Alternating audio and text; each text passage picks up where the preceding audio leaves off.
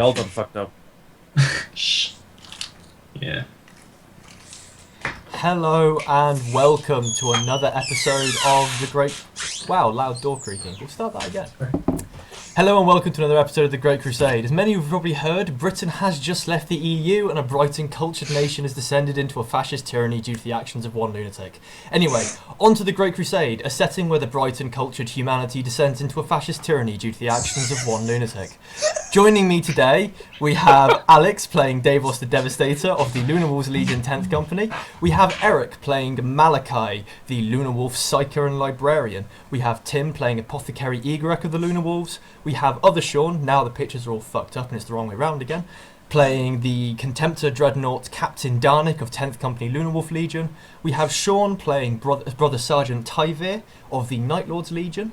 And we have Kyle Welsh playing the Equerry, Arik, Taranis, we need to sort out your name.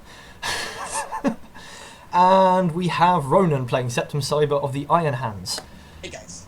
As of last session, shit hit the fan. And the parallels are real. Not actually certain I can describe it in any other manner, to be honest. It all went wrong. Shaun, can you give us a demonstration? Yes. No. Okay. Because last time you hurt my hand. It could have been worse. Anyway, in the last session, the Warhounds boarded the Shadow of Luna vessel after the Lunar Wolf ship tried to intercept between the Warhounds attacking the Ultramarine, or 13th Company, battle barge and strike cruisers. This led to a rather tense fallout between the two legions, as you can well imagine, and many casualties were suffered on both sides, including the destruction of one of the Warhound strike cruisers, and the second one ramming itself into the side of the Shadow of Luna, causing moderate damage to a vessel that big, but unleashing a deadly payload of the Void Sharks, a specialised Warhound division dedicated to Void warfare. As the groups fought themselves to a tense combat, Tyvir on the surface below, after being bombarded by his allies deep underground, buried and wounded, fell across a great creature of unearthly origin, something he'd never believed to have existed, and something the Imperial Truth itself espouses as a lie, a demonic entity from the Immaterium, which, along with Skarl, they attempted to fight, before Skarl turned on his erstwhile brother, overcome by the psychic urgings of the creature before him, and Tyvir was quite happily put him down. During this fight, Khan revealed himself to be alive as he fell from the roof and fought the great beast. Unfortunately, his survival was only short-lived. The last we've seen of our brave captain of the Warhounds was a hanging corpse lacking eyes and probably facial features.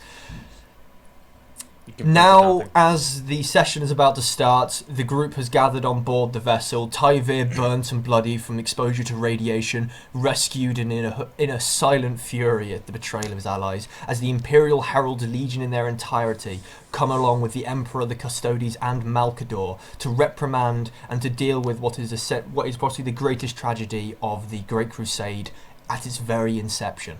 We start right now. Everybody was on board the bridge, if I recall correctly. I hadn't arrived yet, I don't think. Yeah, myself and Tim, or Igorek, were Yes. waiting for Tyvir himself. Yeah, you were waiting in the landing bay. And I had something to say to Igorek? So Igorek had been working on parties to get to trap people, everything like that. I've been apprised of when Tyvir's ship is gonna dock to meet it because of, radiationness. I was going to meet him for a different reason, but I've met Igorek here. And, Septum has something to say to him as well, if we have time. That's fine. So Right. the pair of you are waiting on the docking bay. Where is everybody else? We'll start one at a time. Daevos? So, at the end of last session, were we all, after the kind of floating in space, where were we brought to? You were most likely brought to the Apothecarium, checked for damage. Probably most of you found out to be alright. You were mostly in your armour. I remember what I said I was doing at the end of last session. I was polishing my armour as shiny as I possibly could. So Daevos sits himself in the armoury with basically boot polish until servitors are blinded passing through, their optical scanners overloaded by the reflection coming off the pale white armour. Malakai? I Good probably would answer. have gone to the archive to assess any damage over there. The archive itself, largely, lodged really deep within the bowels of the vessel for precisely this kind of reason, seems largely intact. Some books have fallen off shelves from the sudden impact. Some dust has been disturbed. You see a servitor has toppled over and is doing its best turtle impression as it tries to get back onto its feet before other servitors come over and right it. But yeah, the damage seems to be at best cursory. I just spend some time tidying up then. Yeah, okay. You spend your time just reallocating the books, making sure all the ancient texts have not been disturbed, and that the ancient computer you stole from Mechanicum of Mars is still working with the Rime of the Ancient Mariner being downloaded. Oh dear God. Igorek, you're waiting on the docking bay, aren't you? In case Tyvir needs medical assistance, which he almost definitely will. Yeah, I mean, I would have gotten a box from whoever picked him up to say, yeah, he's kind of hot in the radiological sense anyway, so. Yes, their armored Geiger counter is positively ticking with joy when it comes near him right now. Darnik. It's fine. I would currently be stood on the bridge, staring at the front viewport, passively listening to damage reports and stuff, and just being very aware of the face that I might be about to meet the Sigilite, if not the Emperor himself, with half a face, because I got shot with a conversion beamer. I thought that you were about to meet the Emperor and you're technically in charge of all the shit that's just happened would be more worrying. I'm joking. This is what makes him a good leader. He has his priorities straight. I'm joking. You were incapacitated during most of it. That's part of the problem. The Equerry took over. Tyvir, you're on board the Stormbird as it comes in for docking. You're sitting quite quiet, aren't you? Yeah. They just informed you. They gave me a rundown of everything that happened while I was away. Including the captain bombing you. I promised to hurt some people. Yeah. Yeah, they're all quite quiet. Arik. Probably on the bridge, overseeing anything I can organise to do with the Legion and any casualties that are coming in, directing possible damage reports. There is countless amounts of paperwork for you to be filling in. Damage reports coming in left, right, and centre. Critical systems have been injured. The plasma drive. You're organising pretty much the entire relief effort. While Darnik stands there nobly in his Dreadnought form, staring out of a viewport like something out of the lands beyond. And Septum, you are waiting on the bridge. No, you're waiting on the landing dock. Yeah. Okay, 20 minutes pass while the pair of you wait, and eventually the ports before you flicker out. As a Stormbird, you already see the paint almost stripped off it from the radioactive heat. Land before you, scarred and molten. And the ramp kicks back and lowers. And 10 Except Ronan wanted to do something before he got Yeah, in the 20 minutes. Okay. I wanted to talk with Igorek. Go on. Okay. Well, Igorek walks up, yeah, because I'm already there. Yeah, pushing a car stuff to decon both him and then having to decon the Stormbird he was in afterwards. Apothecary. So, everything I need to do that so he's going to go walking through the ship, trailing radiation and making everything radioactive. We're immune to radiation, it's fine. So you're here Yeah. too for Tyvir? More not wanting to get the entire ship exposed to radiation. Fair enough. Maybe I have a minute. Hello, Kyle's girlfriend. Hi. Maybe I have a minute to speak. He nods and looks at him as he's fiddling with some stuff in the car, getting it put together. Do you trust me? It's a interesting statement. And we'll elaborate a little bit before you just... Well, you've seen the past experiences we've just been through, and I know I should not be talking about this, but you remember Arik. I'm not very promising. So There have been problems with just this again. legion. We're going to be talking with the Emperor. Can I trust you to not speak of this, despite our speakings of it right now? I'm not potentially suicidal, so yes. I'm not potentially suicidal. Potentially. That's a really... you're really vague on that point there, Tim. Yeah. That's the point.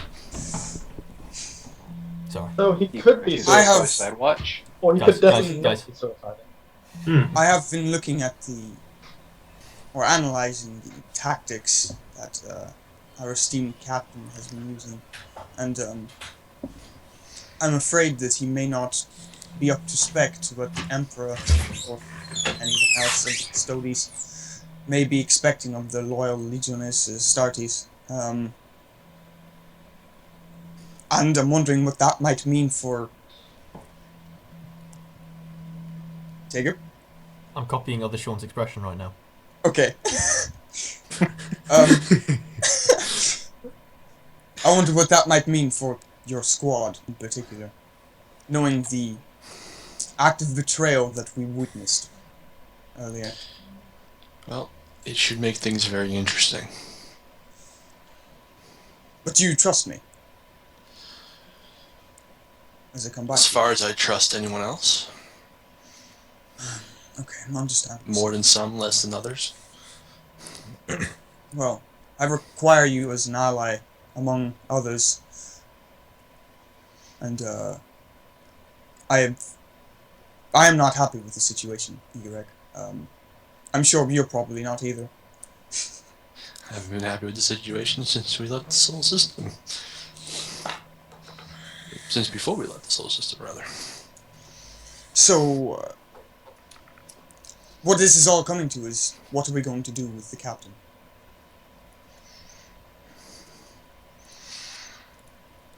Well, for now, there's nothing we can do. He is the captain. I'm not in the mood, nor do I have the time at the moment to stage a mutiny. So, if that's what you're looking for, This is the mutiny. He's.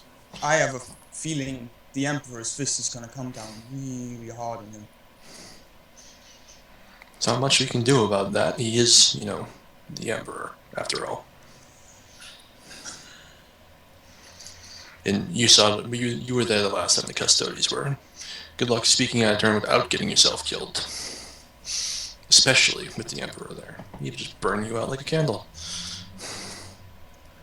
Yep. No, that's all I wish to speak about. You need to speak with Tyvir now. I'll let you do your Medicaid with him first. Igorek, was there something you wished to do? No, I'm just getting everything on the cart ready so that everything is ready to go when he gets there. That's absolutely fine. All right. So as your conversation dwindles off into a rather awkward silence, It happens a lot around me. It's Tim and Ronan in a room. It was never going to be anything but awkward. Welcome to Friday's Deathwatch game. Yes. You're all dying of fire. Captain Retard and the Silent One. You figure out which one's which. It shouldn't be hard. As the Stormbird comes in to land, it settles down, and I see the paint has been stripped off by the radioactive heat, and you see the back door slide off, and 10 Lunar Wolf Legionnaires, so many of them, as I said, in states of varying states of disrepair, come walking down the ramp. Does Tyvir follow them down? Yeah. You all see Tyvir come down shortly after them. His usually blaster pale skin, something I think only Igorek's ever actually seen, really, during an apothecary check. Well, he was prancing around in scout armor before he went on his little That things. is fair enough, but that, as I say, the scout armor is virtually reduced to ash. Much of it's been torn off or rent to ruin by the claws of something. Though he seems to be largely unharmed physically from those gouges, his body is burnt. In some places, almost black, as the skin has not gone from blistering to charring over his bones. He's lost. You can only swear he has lost weight. No Astartes should be as emaciated as that. Then his face is the usual dark mirth of Tyvir has largely just been replaced with dark. Most of the mirth has left the equation at this point as he comes storming down. You all notice the Lunar Wolves that are accompanying him down very, very warily step away from him as he comes near them. I breathe a sigh of relief as I actually see him alive. So, I'm assuming that the ships are all set up to have a place to bring people from debarking to be decon should something like this have happened. And Tyvir is already out of the room. Yeah, and one of the key things with the Astartes physiology is while you're in your power armor, it means nothing, and as Astartes, the amount of radiation he'd be giving off would be virtually imperceptible. He wouldn't be that much of a carrier. The ship itself is already being scrubbed, as you can see. But he himself, however, would be seriously injured from his time down there. Well, I'd be checking everyone as they came off the ship with a counter or whatnot to make sure that no one was bringing any hostile amounts of, not hostile, but lethal amounts of radiation to chapter surface or anything else past this point. Tyvir is possibly the only one who would be causing any concern. Even then, it would be mild radiation poisoning from being near him. The Stormbird itself and the Lunar Wolves Legions had not spent enough time down on the surface to actually have been that compromised. So as Tyvir goes to just walk by and leave, I go, "You want me to fix you, or are you just gonna go wander around looking like more of a corpse than usual?" I've already left the room. Yeah, he as you shout that after him, he just seems to blank you and storms out through the two doors, heading, I'm going to assume, to the bridge. I want to go to the armory first. Yep. To get my armor. Your armor was destroyed. To see if it was... I thought it was placed in the armor... It wasn't one of the supplies. If it was covered. Because it wasn't on their list. You're not a member of the Legion. A load of Lunar Wolf Legion equipment's been destroyed. You'll be able to get a new suit power armor, but it will take time. Like the armor was basically cut in half, right? Well, it was bombarded. Yeah. A load of Lunar Wolf equipment has been left behind. The Ultramarines' assault on the planet has actually crippled your expeditionary ability. Most of your vehicles weren't able to be airlifted up in time. So as I contemplate... Oh, sorry, you're coming after me. Yeah, I was running after you because, take a look at the both of you and then run after you because I want to speak to you. Well, I'm storming off the following at a more sedate pace. Yeah, Tyvir, you soon hear the excited footsteps of Astartes at gentle jogging. Do you keep on going towards the armory? Yep. Yeah, okay. Tyvir! I ignore him. He just seems to be completely blanking you. Can I catch up with him because speedy legs? Okay. I'm running. You're running now, are you? Yeah. No, if he's just blanking me. No, I'm not running. Sorry. Right. Yeah, so you can easily catch up with him. Yeah, I have hand on his shoulder. Tyvir, can we speak, please? I cast his arm off me. I turn to him. Touch me again and I'll mount your head on my wall. I need replacements. And then I continue. So just stand in silence as I watch him walk off. Okay. Tyvir, you make your way to the armory where, after looking around, you notice none of your equipment that you left behind on the planet seems to have been brought up with you. Some would say it's almost as if they didn't expect you to return. A paranoid mind would say. Mm-hmm. And as Daevos is in the armory, and I tell him to say, I didn't expect you to come back. Oh, shit. Yeah, you do see Daevos there. Your eyes, so accustomed to the dim light of ships' interiors and underground world, almost blind you as you walk in at the wrong angle, and light reflects off the Lunar Wolf sigil, emblazoned in silver on his armour. As I contemplate whether or not to throw my axe at him, I step over to the nearest armorer / serf / whoever is there. Servitor, most likely, yeah. I go over to give me a suit. Would you like me to put in a formal request with the quartermaster, my lord? I will pick it up. You easily pick it up. Yep. You see its little legs kicking as it tries to understand why it can no longer feel ground. Give me a suit. Would you like me to put in a formal request with the quartermaster, my lord? There is not a single change in his voice. I crush its throat and throw it aside. Yeah, it just clatters to the ground. Then you hear over the ship vox, a rather disgruntled Brother Sergeant Tyvir of the 8th Legion. It was you! Is there anyone else here? Daevos is here.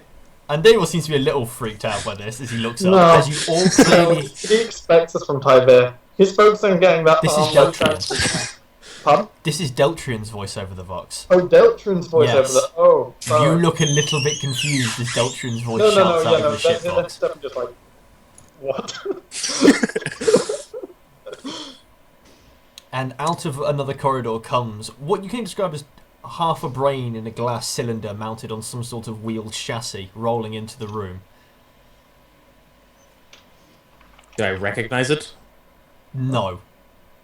Is there anyone else in the room who looks like they could give me a suit?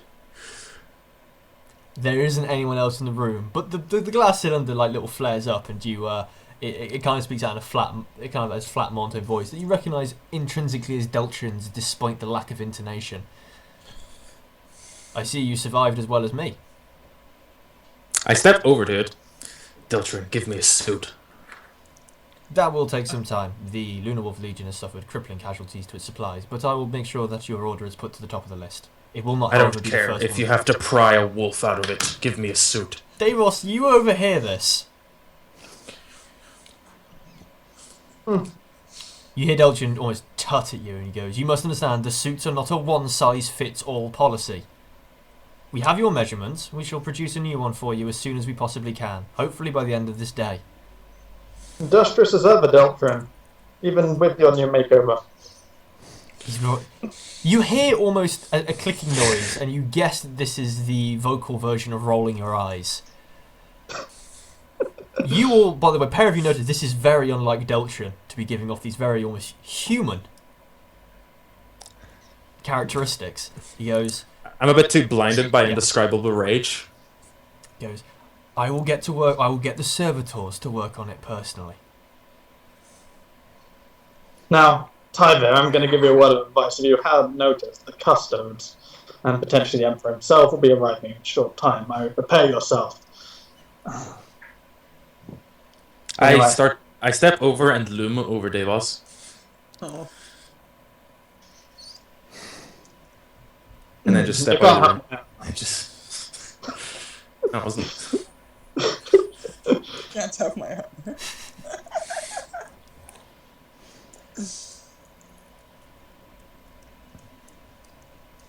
So if nothing more being said, if that's the case, Deltrin, if everything goes quiet, Deltrin kind of wheels around.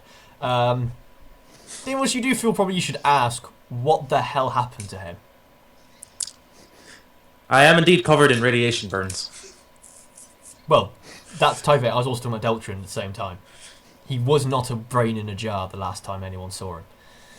The problem is, I'm not sure Daevos wants to ask. It is fascinating some of the Dark Heresy First Edition things that tech priests can do, because this is one of them. Oh, Yeah, God. no, I know out of character I know what it is. In character I'm trying to decide whether you would actually want to ask, because he knows Deltrin's reputation. As probably actually being a tech heretic. Just let me know when I actually catch up. And You the probably truth is, find me. Daevos is still far too focused on making himself presentable at the moment that he can deal with this later. Igorek, yeah, you'd have caught up with Septum. Tyvir storms off. You know, as you stroll around another bend in the ship, you see Septum kind of looking forlornly in the distance. I'm all beat up to shit, by the way. Turn my head to the side as I come up to him, the helmeted equivalent of raising an eyebrow. Tyvir's annoyed. To say the least. I'm To sorry, say the can you, least. have we seen Tyvir not annoyed before?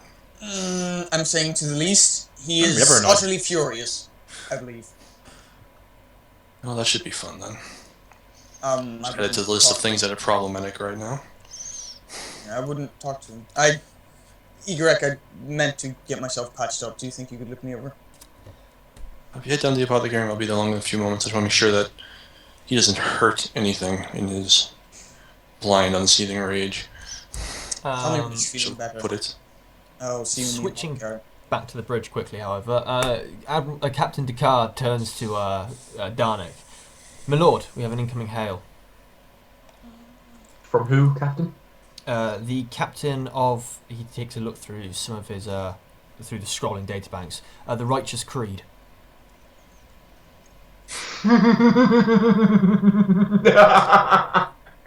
Calm yourself. Nice.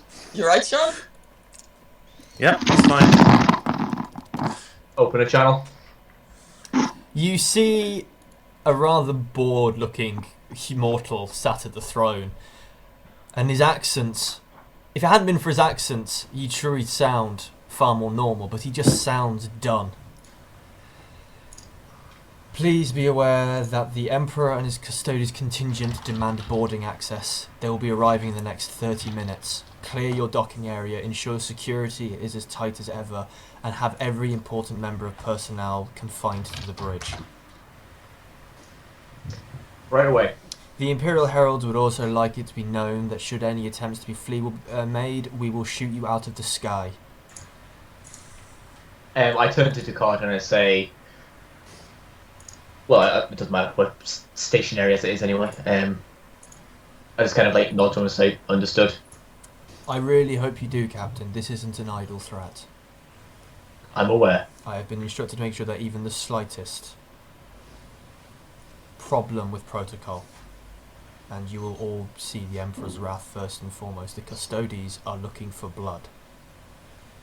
I turn to Ducard and I say, Captain, have all non-essential personnel removed from the bridge, have all ship systems reduced to minimum to barely sustain life, prepare crews to focus on the massive hole in my ship. Anyway, the Captain looks up and goes, this is Captain Red signing out. Oh, yes. And the hail kills off. Am I missing something here? Yes, you are. Yes, you are. You mean Something I- only 3 people here would be aware of. Yeah, I turn. Is Arik on the bridge? I assume, yeah. I turn around and say, I want double patrols across the entirety of the ship.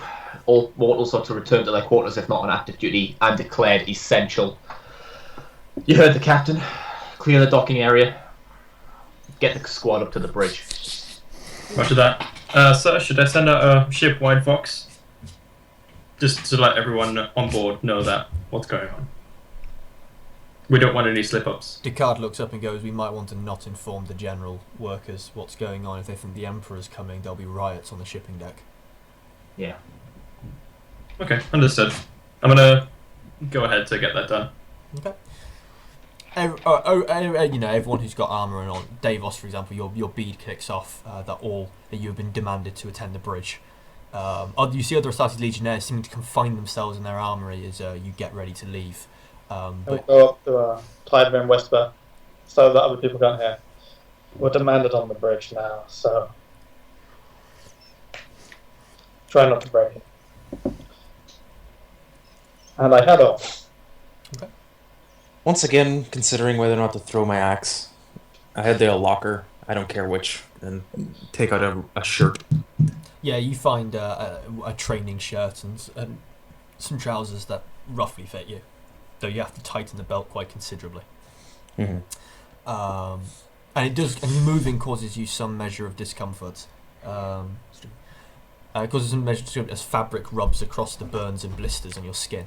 But you make your way to the bridge. Igorek, you and Septum, you are both also received this vox call demanding that you attend the bridge, as does Malakai within the archives. And so we go to the bridge then. Head off to the bridge. Okay, 10 minutes And pass. the poor chap serf that was killed is just left in the armory. Servitor, just a It servitor. was a servitor. Oh, the servitor? I thought you Yeah. killed a person. No, it was a servitor. So you all find yourselves on the bridge amongst a very sparsely populated area. Most of the command console has been left abandoned. In fact, servitors have frequently come in to replace some of the crew. Captain Ducard still looks there. His usual poised, well poised and calm and graceful airs kind of have been replaced by nervous fidgeting as he rolls a low stick around his fingers, putting it into his mouth and then pulling it away again. Captain, My lord? if you wish, you may make yourself scarce, but remain in earshot in case you are called upon. If you do not mind, my lord, I don't trust my crew not to screw something up. Though if you don't mind, as he lifts up the low stick. I kind of like look down to myself as much as I kind of say, I don't think it can do much damage to me now. He kind of laughs at that and proceeds to light it, taking a long drag that you see almost takes out half the stick in one, before letting it out in one long stress-filled breath. Apart from that, the bridge seems to be utterly silent as the minutes tick on by. Does anybody say anything, or is everyone going to stand there in a bit of silence? Whenever I arrive on the bridge, Mm-hmm. I would like to walk right up to Arik. Yeah, you see Arik, not really, like, semi-noticing you're there, but too lost in his direction of the commands of the repair teams. Yeah, I want to deck him in the face. Arik, do you want to try and get out of the way of this, or are you just going to take the blow? Is he wearing a helmet? Yes. Are you still going to deck him in the face despite he's wearing a helmet? Yeah. Okay, do you try and get out of the way of the blow? I want to try and move out of the way, but not like make any attempt to fight back. Okay, can you make me a dodge at -20? As I said, your full attention wasn't actually particularly on. Got it.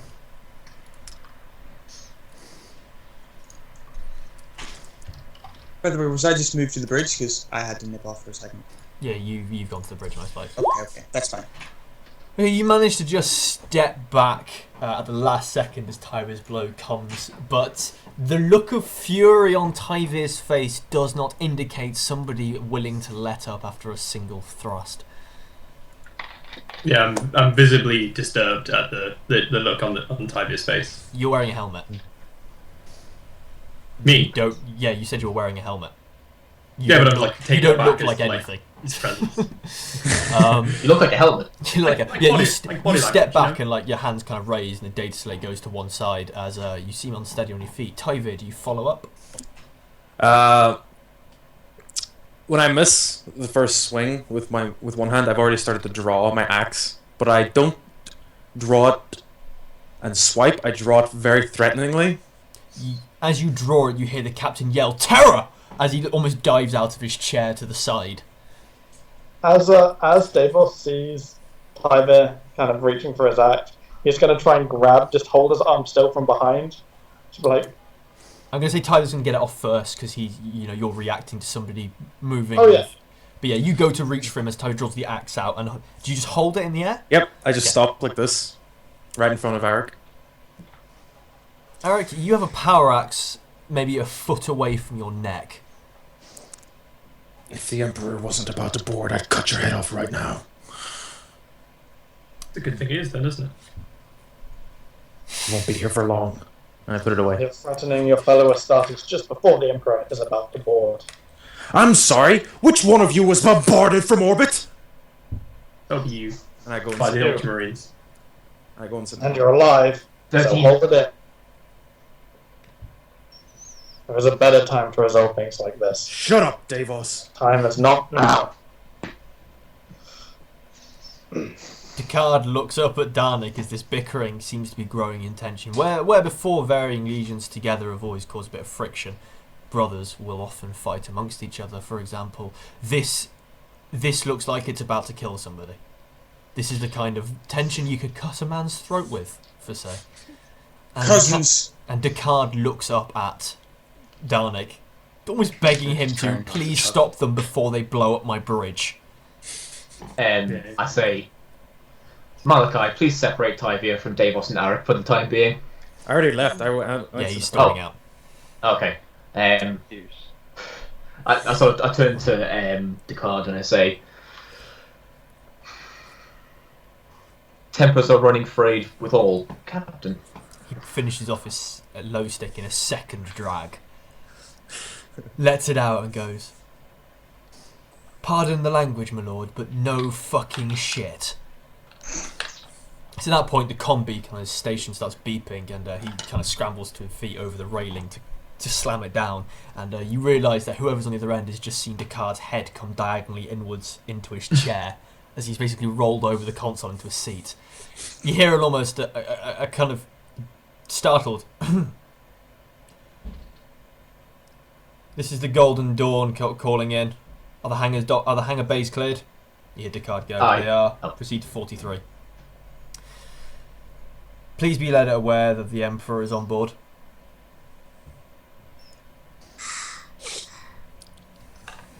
Cousins, best behaviour.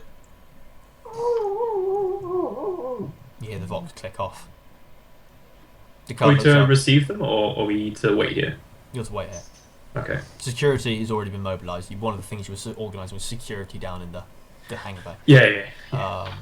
Yeah, It's fun Descartes to think go. that the Emperor needs security, seeing It's as the he can custom. crush a star in his hand. You'd think that, but that's the entire point of the existence of the custodes. I So you didn't have to worry about it. I sort of turn to address the squad and I say, this should go without saying, but only speak when spoken to. And I sort of deliberately turn towards Igorek on that last part, before sort of going back to where I was standing, sort of looking towards the door, just waiting. I definitely chuckled that time. The 5 minutes pass and Descartes looks up and goes, they've just landed now. They're already heading up. Tyvir, where have you gone? I've just gone to the darkest part of the bridge. Okay, so you're lurking in the shadows. If there is no dark part of the bridge, I will break a light. There are plenty of shadowed areas that don't require base vandalism to create.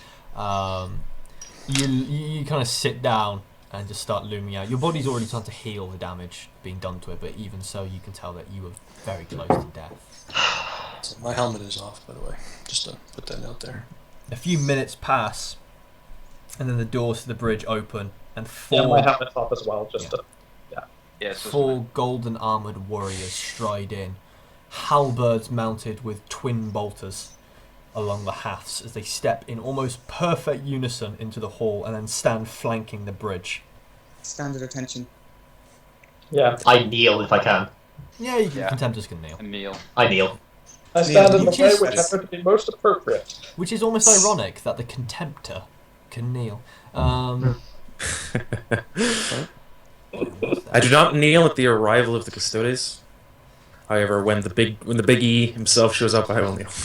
Moments later, a man the garb of the Imperial Herald strides in arrogantly. You can see the markings of Praetor on his shoulder. Beside him walks a frail old man carrying a long staff, the Imperial Aquila, mounted ahead on top of it. Behind these two come an even taller Custo, actually probably the largest transhuman you've ever seen, and you all recognise Valdor off the bat as he strides in.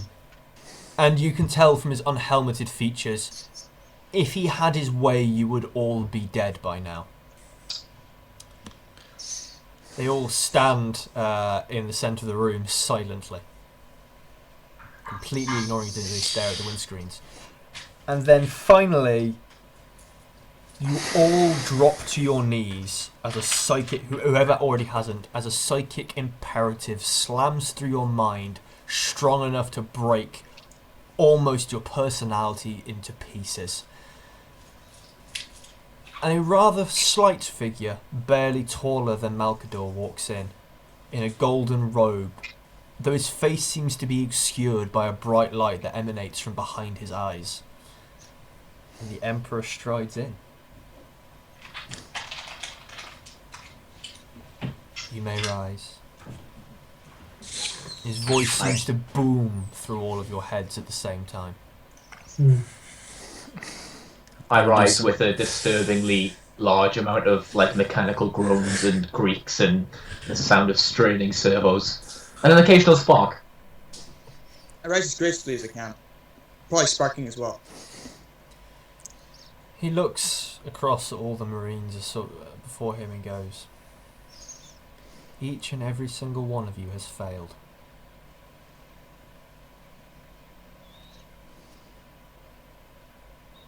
No words, Captain? There is no defence, my liege. I'm glad you understood the tantamount of a crime you have committed. I would wish to inquire as to what led to this disastrous result without having to tear it from your mind. You would not survive such an ordeal. And despite his voice not changing once, when his words become threatening, your very essence seems to tighten in pain.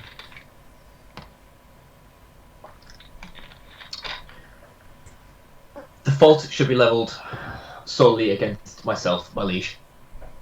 The travesty that this campaign has become is solely of my error. When we first arrived in the system, I thought a show of strength would be enough to subdue the local civilization. Unsurprisingly, as I should have known, they were quite adamant in defense of their home. when the Warhound fleet approached the planet ahead of the rest of the fleet, large plasma-based defenses started to destroy 2-3 of their ships. How many was it? Two strike cruisers. Yeah. Okay, destroyed 2 of their strike cruisers. We deployed to the surface, took the defensive batteries, and then moved on the capital. When the Warhounds arrived at the camp of the fleet forces, it became apparent that their favourite tactics had been put to good use in the assault of the defensive positions, and survivors were few. In an attempt to try to salvage the situation, I tried to foolishly put Dreadnought 8 voice. What? Your voice went very crackly there for me. You sound like a Dreadnought. A Dreadnought that is inside sarcophagus, shitting himself. You can hear it. Yeah. Everyone can just hear the kind of, the waste disposal section of the Dreadnought, just an overdrive at the moment. Like, still shit. Yeah, so I continue on. In an attempt to try to salvage the situation and reduce any more unnecessary devastation upon the populace, I tried to rein in 8th Captain Khan. I felt like one-on-one combat would be sufficient to strain in his violent tendencies. Unfortunately, I kind of like... Obviously, I wouldn't be looking at him because, shame. But kind of like look more towards myself and say, that proved unsuccessful. Things escalated, and one bad decision piled on top of another. Lack of communication between myself and my advisors. When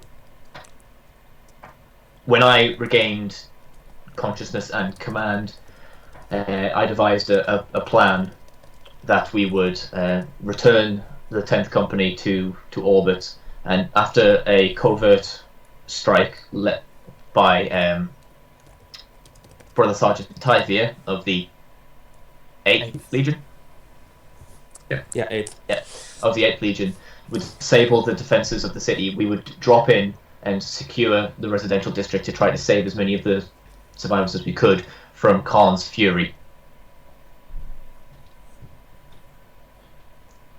When the 10th had returned to the Shadow of Luna, the Praetor of the 13th arrived, asked if there were any forces remaining on the planet, and when I said that there were no more Lunar Wolves on the surface, he proceeded to bombard the city. I did not intervene. May I inquire as to why you did not intervene to save the escorts you have upon your legion? Can you say that a bit louder? The Emperor picks up Dreadnought with his mind and turns him into a tennis ball. No, his response says, "You did not intervene to save your cousin from the other legion." Again, either through my own monumental stupidity or lack of Arrogance, understanding or Captain. shock. It was Sorry? your hubris. I stay silent for what's probably like only like a second or two, but what feels for like a fucking year. And I say, aye. In the olden days before my coming upon the earth, when terror was still ruled by barbarians, failures such of yours would have seen you die a most painful death. Flaying was particularly common. Death by 1,000 cuts, the rack, garrotting. You didn't just fail at your appointed task, for the world you were meant to reclaim lies in ruins before us, but you failed at the very basic tenets of brotherhood. You were put in charge of the expedition, and yet scant days after it has arrived, all lies in ruin. And yet to label the blame as wholly yours is false. Others are to blame as well, but unfortunately for you they lie dead. Captain Khan extinguished in circumstances I cannot explain. There are many that I suspect. Arik killed by Captain Khan.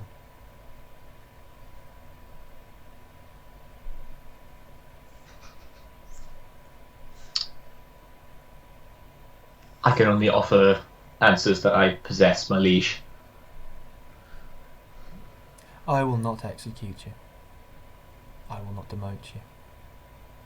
But I will have you understand how displeased I am with the events that have occurred.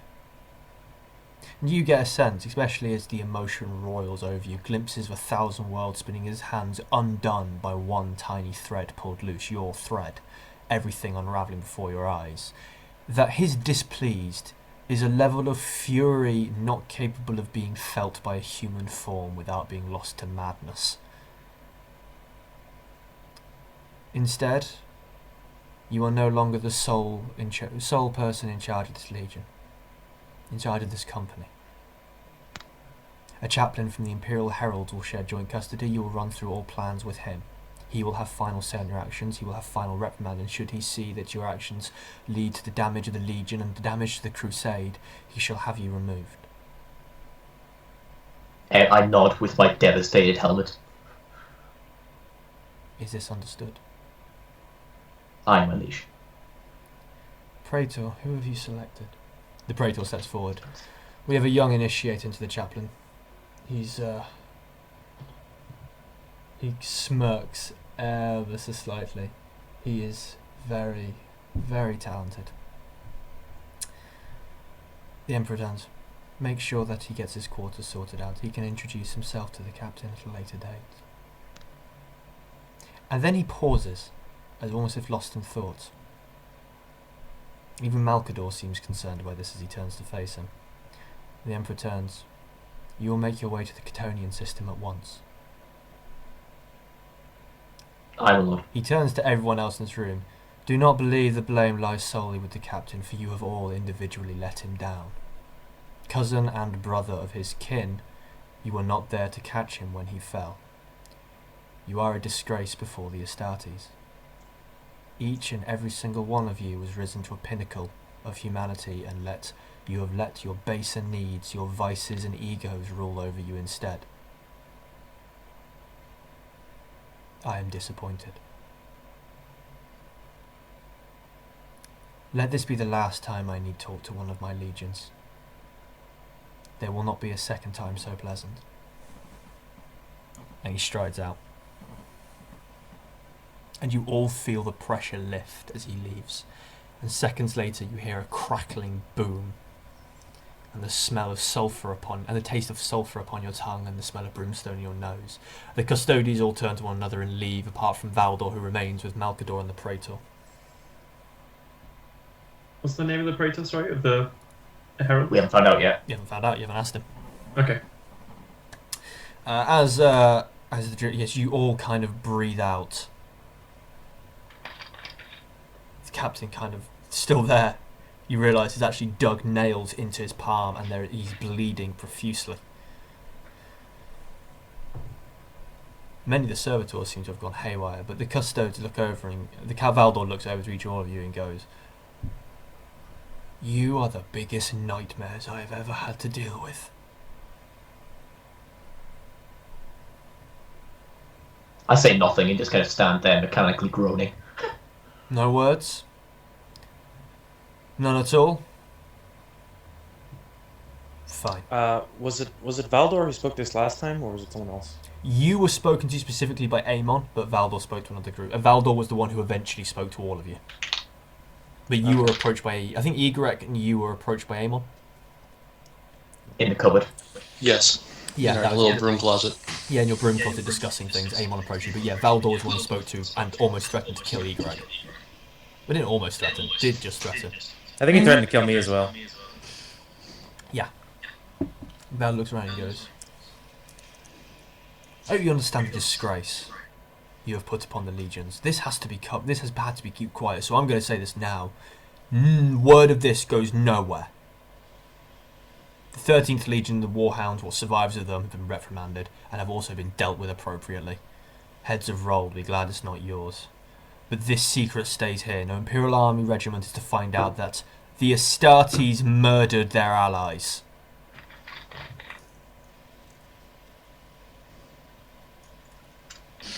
Aye.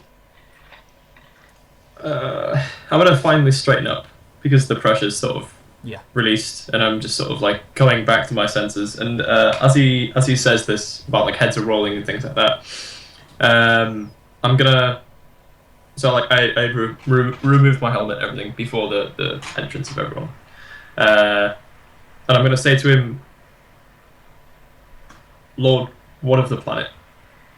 What of the Imperial Heralds are here to clean up your mess. Understood. You're to move on to Catonia. Orders have been given to your entire legion to mobilise there. The entire legion? Garrick will be meeting you there. Most of the expeditionary fleet will be there as well. The Emperor's arriving as well. At the mention of Garrick, the Dreadnought again mechanically groans. You're not sure if that's actually internal or external this time, though. Now, it's the matter of what's occurred. None of this debacle is to be released to even the other legions. You do not tell your captain what happened. You do not tell your praetor what happened. You do not tell anybody. Even the herald who was coming for joint command is being explained away. The Emperor is starting the Chaplain Initiative. In order to ensure that disagreements between legions do not cause debacles such as this, in order to prevent them from ever occurring and ever appearing in Imperial history, chaplains of the Imperial Heralds will be arriving in every single expeditionary fleet and legion, where they will start to train new initiates from that legion itself in the rights of the chaplain. They are there as moral safeguards. They are there to be a code of ethics. They are there to deal with the Astartes who cannot deal with their own humanity. Now, from what I've gathered, the chaplain you've got is a rather hard line. It's probably what you need. Now, let it be assured, if this chaplain dies in anything less than the most obvious of stupid reasons, as long as the enemy is the only one who kills him, there's no suspicion otherwise, you're all going to die. Well, if he's done our jobs, we should already be dead by then anyway. Most likely. Praetor? The Praetor looks up. You're going to be attended by one of our acolytes. Even Valdor looks uncomfortable at that word. Erebus. He's shown promising. Fuck! It's not in canon. Nope. We are moving away from canon audience, just so that you all are aware. I did say this in a little intro video. I know Erebus is actually technically a Colchesian, but I thought I'd bring him in earlier. Yeah, Erebus. He's one of the strictest followers of our edicts and our tenets. You almost see him catch on the word faith. Who's this talking? Sorry, the Praetor? The Praetor, yes. Yeah. I'll come out of my little corner. I'll just take a few steps into the light. That's a first. Sorry? I said that's a first. Yeah. And I'll come out with my arms open, and I say, "We'll welcome him with open arms, Lord Praetor." You see the Praetor raise an eyebrow. I see the exterior matches the interior.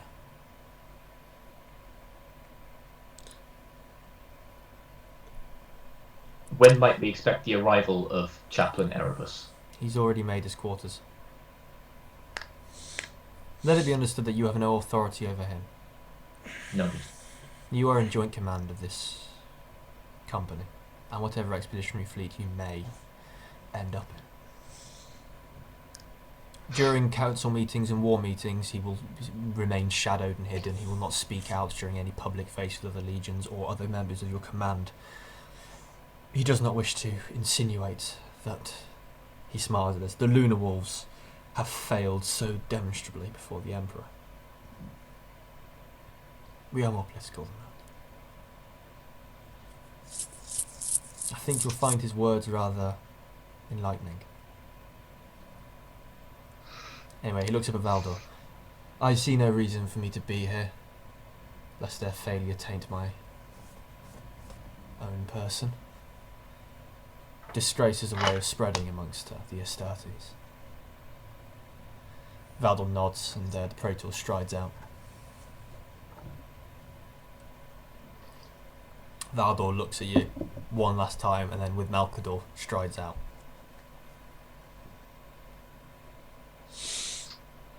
When they are finally gone after a couple of moments of tense silence, The ship, their vessel takes off and heads back towards the Imperial Herald's fleet. Yeah. I turn to Arik and I say, "The bridge is yours." And I just sort of start walking towards my quarters, and I just say out loud, "Deltrin, would you please join me in my quarters? I'm damaged." Out of the shadows, the little track with the cylinder brain comes rolling out, follows the Dreadnought out. Just before I walk through the door, I sort of boom back towards the squad. "Don't kill each other while I'm sleeping. Arik, if you need me, you know where to find me." Question: better not sleep. The Delchin turns round. He goes, "Indeed, when the occupant provides problematic, then we put him out." So rarely. We anticipated rarely. Turns out, very common. As he rolls out. Okay, I'm gonna. One at a time. Arik first. Sorry. I'm just gonna look at the captain, and I'm gonna sort of lock a gaze with him and just generally say, "Are you with us, Captain?" The captain seems completely gone. I had to leave. As I walk past Arik, I just say, "I'm making no promises," and out the door. Okay. Now, I am going to call a slightly longer than usual break. So when I say 15 minutes, it's always 30 minutes. When I say 20 minutes, I'm hoping it will be 30 minutes still. But I'm obviously wrong because I need to hand out XP. Over what has been a cataclysmic... This was every practically 3 definition sessions of the long. word of sessions. XP has been earned by the group, and I haven't decided to negate it. Just drastically reduce it. No, I have kept it at the vengeful amount I and intended petty. it to be, but I have given you Erebus as punishment.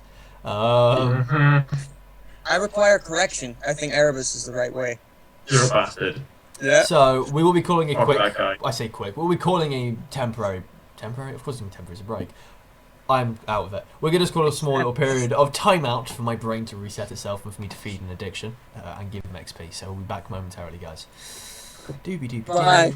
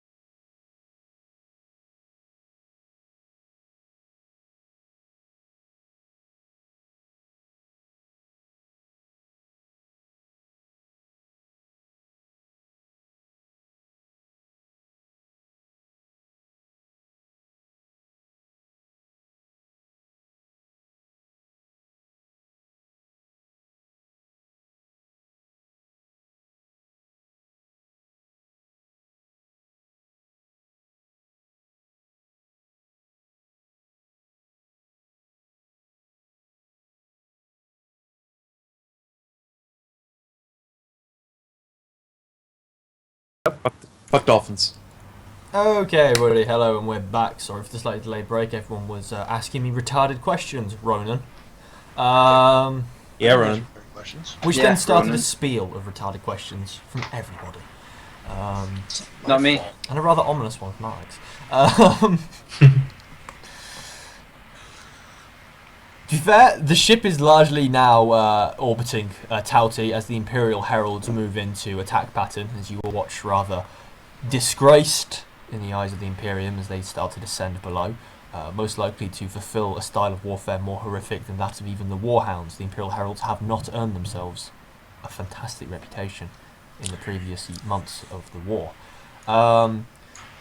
As the ship finally extricates itself from the strike cruiser embedded deeply in its side, emergency repairs are made, at least to patch up the hole.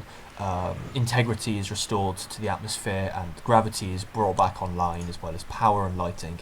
And the ship, with coordinates granted to them by the Emperor and his vessels ahead, soon head off into the warp translocation point at the edge of the system.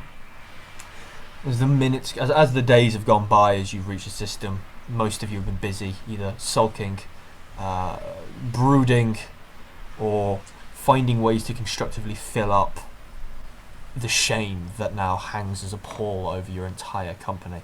Meanwhile, you can see the Warhound strike cruisers have actually embedded themselves into the Imperial Herald's fleet, and the 13th Legion have also made their way to another heading, a separate warp jump route that according to your navigator, leads back to Terror itself, obviously for problems and matters to be discussed with the Emperor regarding their actions upon Tauti. Finally, with a sickening lurch as the darkness fills the ship, as it prepares to jump into the warp, emergency lighting floods and the siren blares through the narrow and tight corridors as people find their way into their bunkers, and the Astartes prepare themselves for the most terrifying part of any interstellar journey, the first jump into the warp.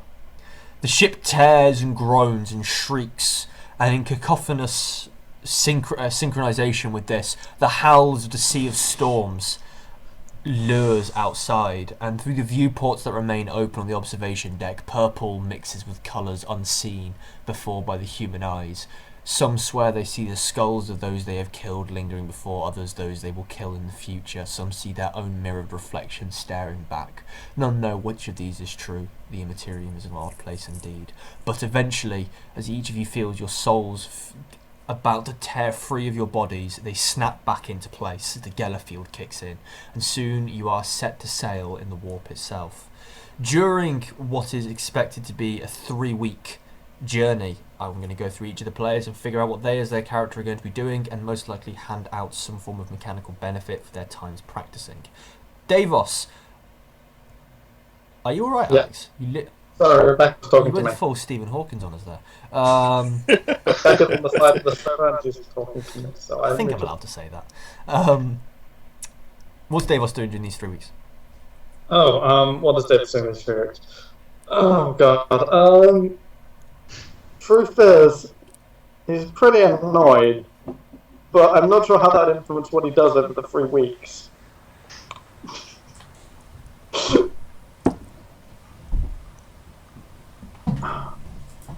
Come back to me. I'm sorry. I need to work out what I'd actually do. Also, Rebecca. Okay. So.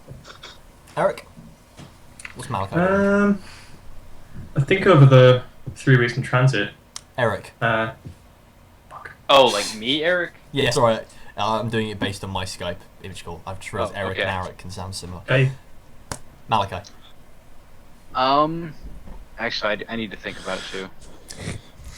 Igorek. Well, I'm gonna, if Daevos wants to, I will work on the concoction with him to get something that he's both happy with and that will, not send people who drink it voluntarily into the Apothecary. If he doesn't want to do that, then I'll work on my, mechanical knowledge and stuff like that. Yeah. So like better lockpicking and or tech use stuff. Yeah, well, you'll probably work Deltrian, probably inquiring into what the fuck happened to Deltrian, as everybody seems to have forgotten the brain in a jar wandering around the ship. So we'll see. Haven't given We'll me debate that what yet. Davos is doing during this time. Darnik, what is your mammoth self committing? Unless anybody wants to come and actually talk to me, I'll just be in my Dreadnought sleep, getting my face Okay. fixed. So you're in stasis. Have you gained any insanity points? Not yet. Wait, let me double check. I don't think I have. I But think. Didn't we throw you into the warp? I got corruption for that, I Oh, think. okay. Tyvir. If he's asleep, I want to set a melt bomb on his face. 6. There are other people in there. It was a joke. Yeah. Mostly. Insanity. Deltrin couldn't do much to stop you being a brain in a jar. I want to get my replacement armor. Yeah, I don't care if I have that's to kill like 8 people to get it. before you've actually made the warp jump. You are soon given a replacement set of Mark II armor, painted roughly to your color scheme. As you've noticed, the servitors seem more adept at painting, obviously, to the Wolf Legion. You think the shade's a bit too dark.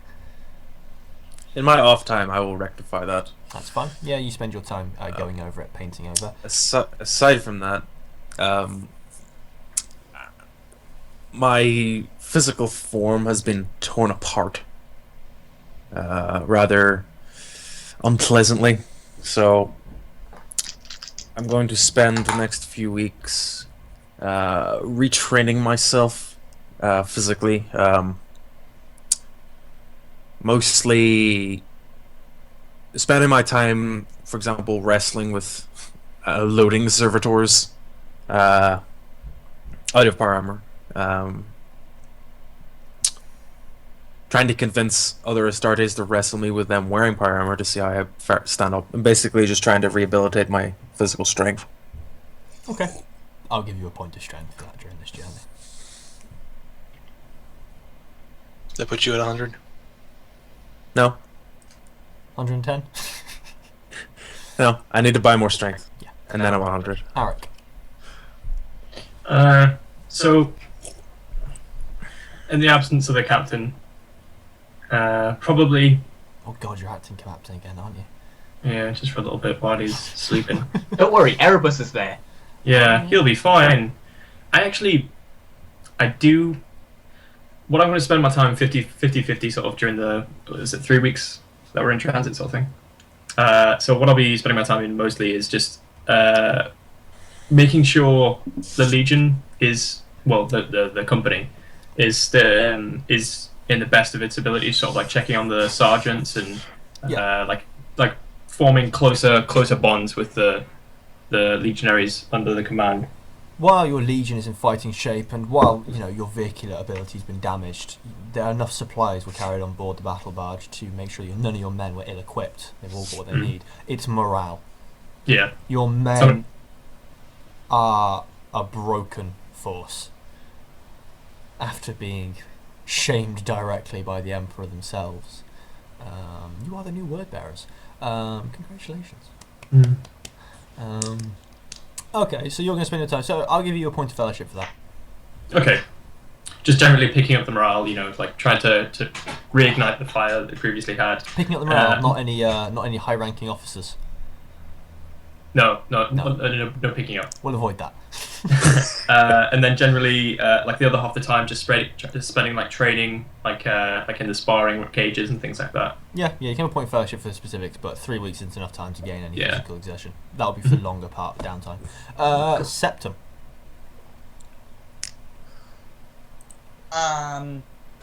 Yeah. Well, Septum wants to. Well, he wants to find out what the fuck happened to Deltrian and how the hell he's doing this, because he only had like a short thing. But do you want like a more general thing, or do you want to? A general thing would be nice. Like you're not going to spend 3 weeks looking. Yeah, I'm not for spending 3 Deltrian. weeks talking to Deltrian. What was it? I need to learn about the Chaplain Initiative. Yeah. What does that actually entail for Septum? I know out of character, I think, but what does What the that entail Chaplain for means? Septum? Yeah, well, No, you'd have to go find Erebus. Sure. I'll go find Erebus and Okay, you see spend what your the time Chaplain prowling through the ship as it goes to the warp, and soon you discover that he has been sent. He spends much of his evenings in the observation deck, overseeing one of the few open ports into the warp. As you stride up, you see him stood there, hands clasped behind his back, his power armor resplendent, beautiful, and encarved with various symbols of unity and imperial strength. At his side lies a long power sword, gilded all along the hilt, and a bolt pistol of fine make on his other side. He doesn't turn around as you approach. Cousin? Chaplain, may I have a word with you? Please, it's Erebus. Erebus, excuse me. I wasn't filled out on what the chaplain initiative was, and I'd like to know what it is. Every legion will be have a member of my legion placed within it in order to oversee the moral strength of the legion, to ensure no more disasters occur. Are you here as teachers? Wardens.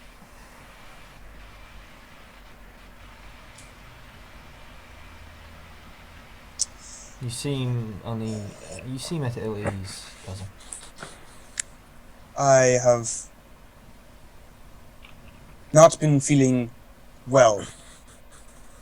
Do you wish to repent? Yes. He laughs and goes, "It was a joke, cousin." Septum, joke.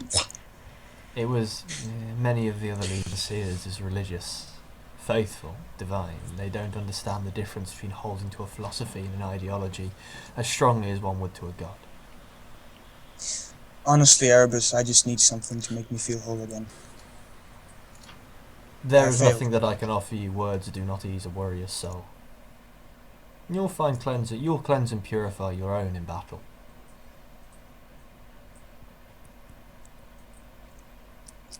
Understood.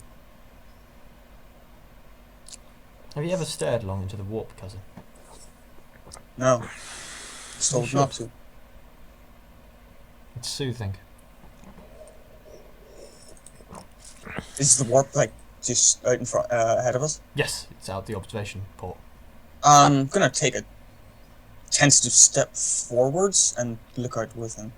The observation deck is like a glass.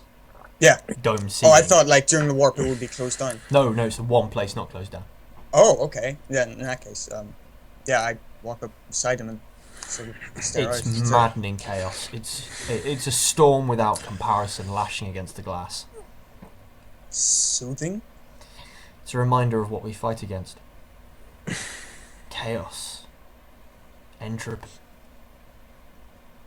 We make unity, we bring order, we bring law. It's a reminder. It's soothing because we have mastered it. And we begin our steps into the space beyond. I can follow that. Remember that the disgraces of yesterday can easily be forgotten with the heroism of tomorrow. What holds you down now should best be forgotten. If you let guilt tread your decisions and mar your passage, all you'll ever make is ash. If you put it behind you and bury it and strive on to a new greatness, others will forget as well.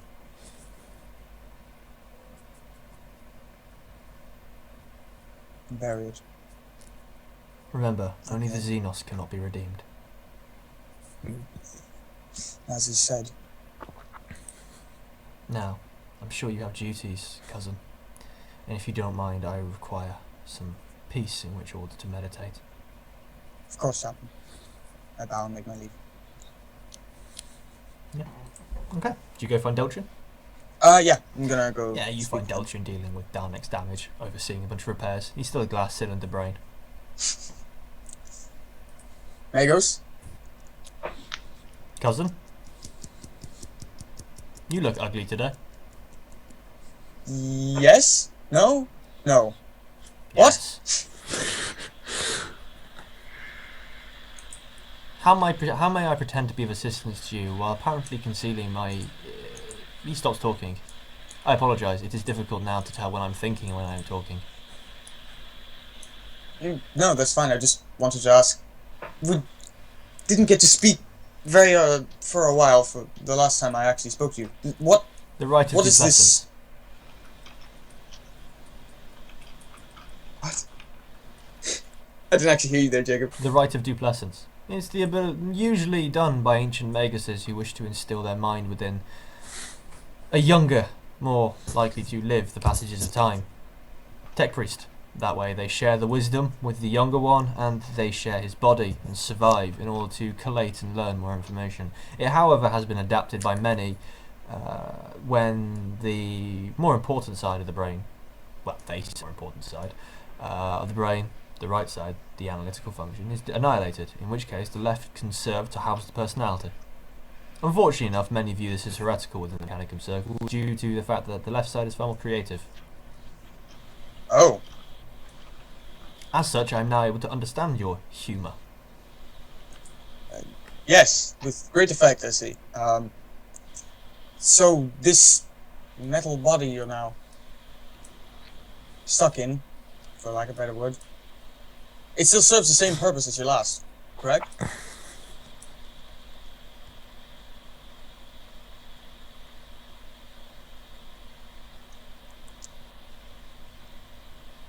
I'll take that as a yes. Any more questions? I just wanted to check on how you are. Alive. It's, And increasingly irritated. am I bothering you? Yes. Just take my leave. You then hear what sounds like a whistling of a kettle, which you interpret very quickly as a sigh. And he goes, "How I miss my arms. And my tranquilizer." As he rolls off. Sort of shudder and move off. Okie dokie. Has Daevos decided what he's doing during this time? Yes. So, one, Davis is going to go see Darnik. Sorry, see Darnik. He's asleep. Wake him up. He's in, wake no, him the up. Dreadnought. The Dreadnought sleep takes a long time to wake somebody out of. Oh. It's a coma. Okay. In which case, Daevos will engage with Igorek, but not probably wholeheartedly as he would have at an earlier time, and instead is just going to be working more so on his discipline and, just a lot of kind of working things out in his head. Okay. If you're going to be like more mentally preparing yourself, I'll give you +1 point to willpower. Yeah. Well, yeah, it's just because physically and all that, he's kind of up scratching. The kind of recent things have made him maybe question whether it's not his skill which is at fault there. Yeah, so I'll give you a point to willpower. Igorek, I'll give you, I dread to say this, but I suppose a point to intelligence. No, don't do it. Okay. Casting out. Shaun, it's needless at this point. I'm not increasing. He already heals you all to full hit points. I'm adding nothing. That's like going, I've got 200 in an attribute, well, I'll add 1 to it. Whoopity fucking do. I can't fail. You never know. Malakai. He could be planning something. He could be. He could be planning to overthrow the Emperor with his genius. Malakai. So Malakai's going to spend his time basically commuting with the warp, but trying to see what lies ahead, so that we don't monumentally fuck up again.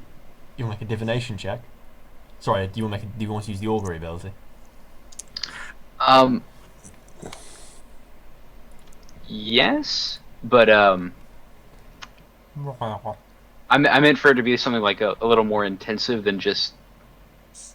The issue is there's a specific psychic power in the divination tree. Yeah, I mean I'm fine with that, but with making the check for it, I will say you can do it, but there is a check if you get because you're not going to cause like phenomenal perils, but basically you'll be kind of pushing it, which means there's a chance you gain corruption from staring that deeply in. Okay. Does that work for you?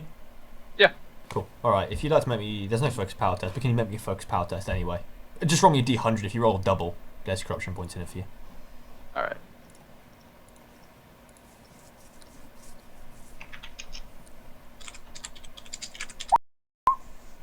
You're fine. Good feeling. You feel claws of strange entities tearing at your soul. But you ward them off, you guard them, you hold true to your purpose, and despite the shame that courses through your mind, which almost distracts your purpose, you grasp through to your home, and you start to look at the thousands of threads that weave together to make up the very essence of what is around you. As many see it as a sea, or a screaming hurricane, but in truth, to many of the psychic individuals, it appears more as a tapestry, 1,000 fates woven together in what looks like a cacophonous insensitude. In grasping at these, you see glimpses of what awaits, or possibilities. You see Darnik, his dreadnought form crumpled inwards, splintered metal. You see Tyvir hung in a strange parody of what you saw in your own mind when he fought against Arik. You see Daevos, the last to fall, blistered and burning as thousands upon thousands of unseen assailants strike him down. You see Igorek ran through, gasping as he falls to the ground. Septum Cyber, his mechanical form ruined and the wastrel living flesh still attached gone. And Arik, dead, abandoned and alone in the middle of a forgotten desert. And then you snap straight back.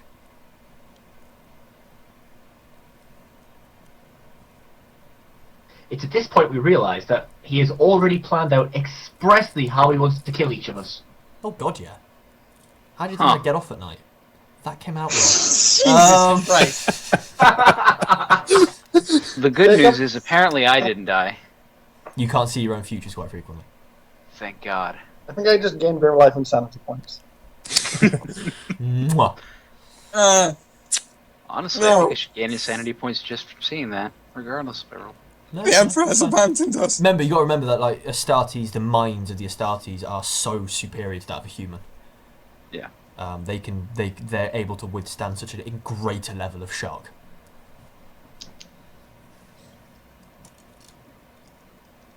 Oh god, yeah, I've got thousands of ways to kill you guys off. It's just poetic shit. I don't plan crap. Jesus.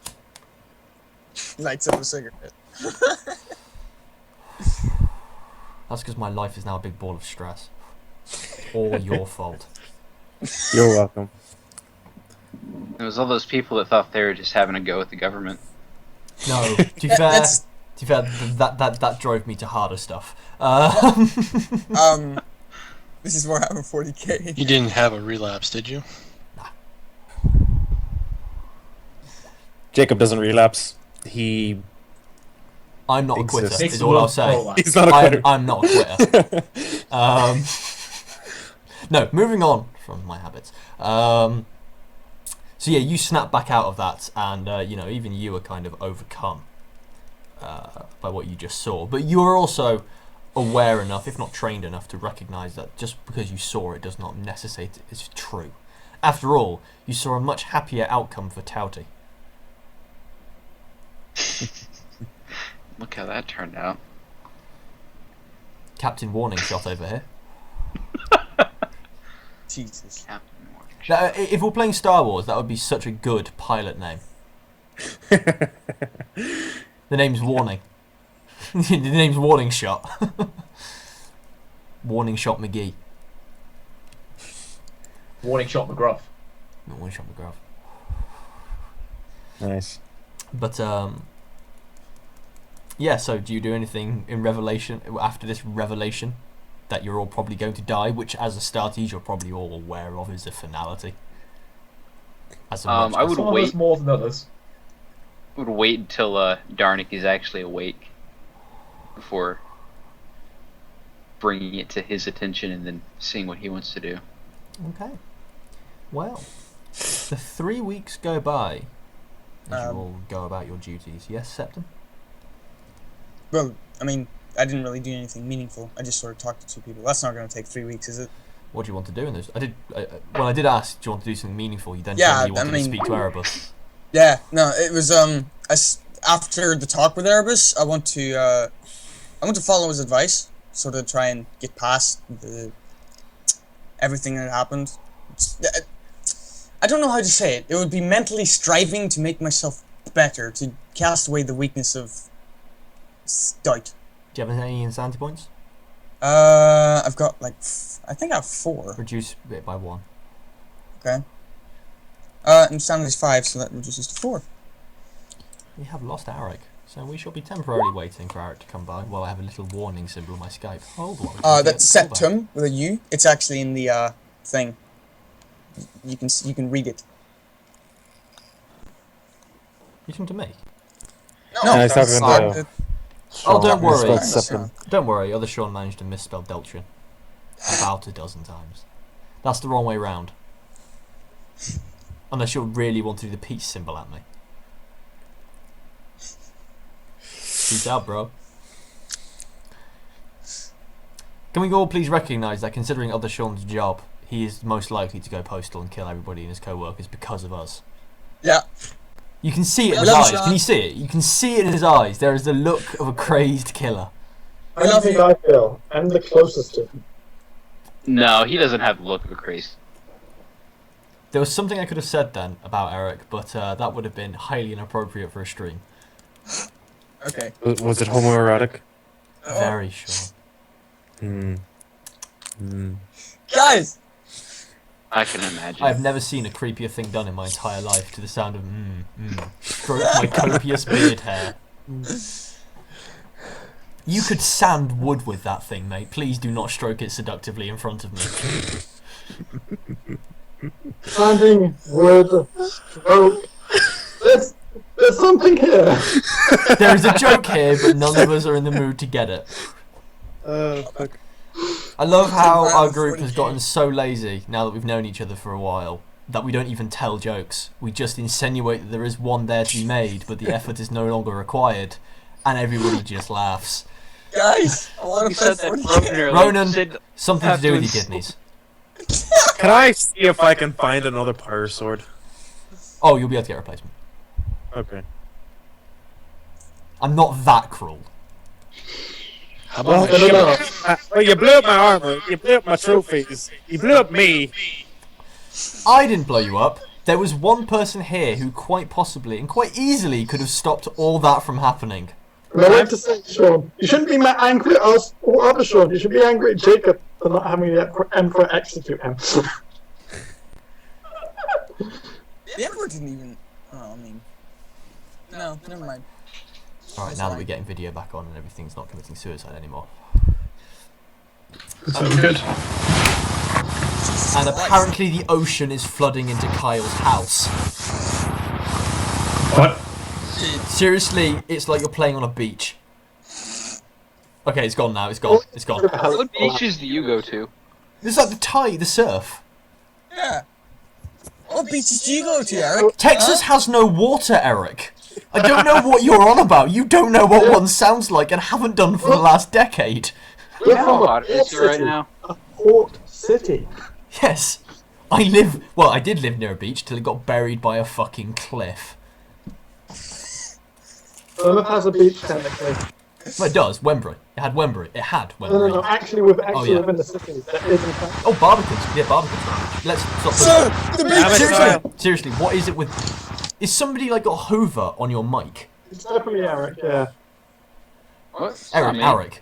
I can hear that. Oh. Oh, sorry, Kyle. We need to sort out your character's name. Kyle, yeah, names. You see, if I wasn't streaming it, I'd have a much easier way of differentiating between the players I was talking to. But I can't, because PC. Political correctness? Yes. No, personal computer. What about popcorn? I was thinking pub crawl. Ooh. Back again. Thank you. That's quite a good one.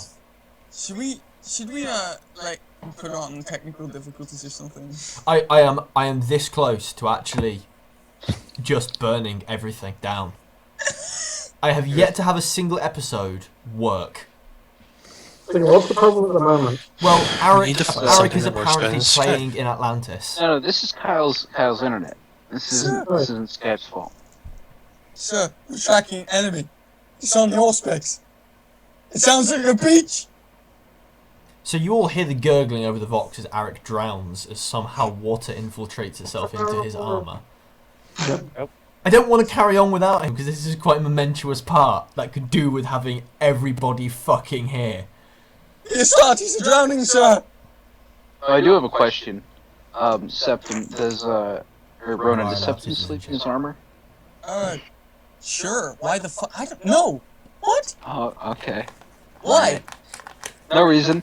He sleeps in his augmetics. Now is a Really good take time those to off. advertise the last beginning, everybody. Thursday, 7 o'clock. Not this week, though. So actually a bad time to advertise. Next week. Hopefully it will be soon because there's only a Belgian box installed, so they should just be able to turn us on. Also, other Shaun, is it this Friday you're not here or next Friday? Next Friday. Next Friday, okay. Next Friday. Hey, we're gonna play I do Death. apologise. Owing to the estate agents being really shit, I haven't been able to get any of the stuff organised, and that's why I was late today as well, because I'm having to move in a very, very short time period, especially when you don't own a car. We should apologize for the terrible condition that this call has had for a while.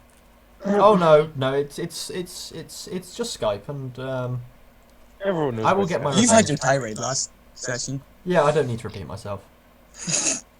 Maybe you do. Maybe Skype hasn't gotten the point. Suffice to say that I currently hold Skype and Nigel Farage in the same regard. No, no, I'm afraid I know how scared it's been, but And they're quite No. simple. They are both one thing masquerading as another. Skype is malware masquerading as software, and Nigel Farage is a human being. Sorry, is a lunatic masquerading as a rational person. but he's not even pretending Is to he be masquerading as a rational person? He's masquerading as a rational person to the kind of people who vote for him. He's You a are lizard man scum. masquerading as a human. He's a lizard Okay, man. yeah. We are Yeah. not giving David Goddamn- Icke goddamn airtime on lizard my people. stream. Sir, we've got Xenos. They've infiltrated High Command. How do you He's a Tau sympathizer. That reminds me, there's that episode of Star Trek where they find out that Federation Command has been infiltrated by aliens, and then they never revisit it. It's almost like Just Star that one. Trek. It's like was the first. It's like the third or fourth episode of the Next Generation. It's almost like Star Trek was a cult show, and everyone knows with cult shows, it doesn't give a shit if it follows cohesion or not. No, I like that. I like the fact is they stopped talking about it because obviously they realise they can't do anything about it, or other people get replaced, and it just doesn't go anywhere. No, I like the idea that actually Star Trek, they're all aliens. Yeah. They don't visit it because they've been replaced. Mind Jet blown. doesn't melt steel There are no beams. more humans. Star Trek edition. They're all aliens. All lizards. But none of them know that each other are aliens. So everyone pretends to be human. You have soiled your hands with filthy parchments of heresy, Godsman. How do you plead? Just so everybody knows, this is still being streamed, just so we don't say anything particularly Oh, bad. good. All right. Yeah, I know. I'm not. I remember that there was that day that you forgot we were being streamed, and whew, Oh, you mean the episode that Michael's just watched, where I call Shaun a peasant, an Irish peasant, then he calls me a filthy Jew, and then I say your people are still dying of the famine. You mean that small little soundbite we have? yeah, that one. And then He I had to said, bring it up! Actually, I think I have the direct quote as sent to me by Michael as he was watching the episode now. Shut up, you Irish peasant, Jacob. Shut up, Jew, Shaun. Your people are still recovering from the famine, Jacob. Jacob again. Shit, the stream's still active. Welcome to the fact. I never got a chance to respond. That's right. Yeah, and I will also highlight that I now have much sympathy for Gordon Brown calling that woman an idiot. Still on recording, because I forgot I was being streamed and I have a bright blue blinking fucking light in my face. Bigoted woman, I believe is what he said. Yes, but I have sympathy for him. And do you know what? He'd have done much better if he'd have fucking owned it. Yeah. Why did you call her that? Because she is. Because she's mental. fucking He probably voted leave. Probably. She's probably the same woman who put that cat in the bin. They all look the same. All women of that kind, they all look the same. They all look like prunes that have been left on the side too long. Wow. Well, this is a very enlightening conversation we're having, Jacob. I'm not sort of being dominated by Kyle's restarting CPC on a few minutes. There's enough time. I'm gonna take Raisins in the sun. Alex, how do you look like you have Down syndrome when you sleep? What I'm doing Damn. is my, You grow a chromosome the moment you lean back. I turn out and I just become one, and you know. wait, Oh my god! Lift your bangs up. Lift your bangs up real quick. Your face was eating itself.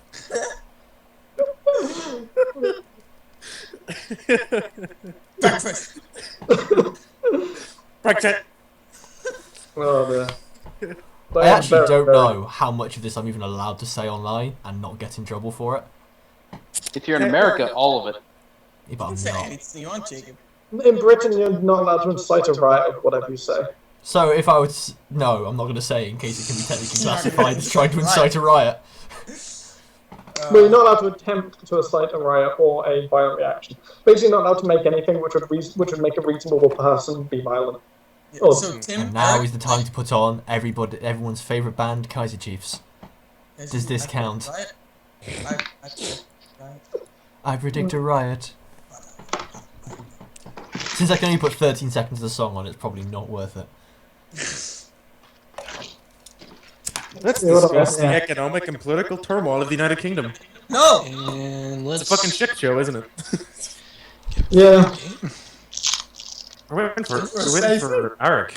We are waiting for Arik. We can't continue without him because of the absolute fuckfest it's gonna go down.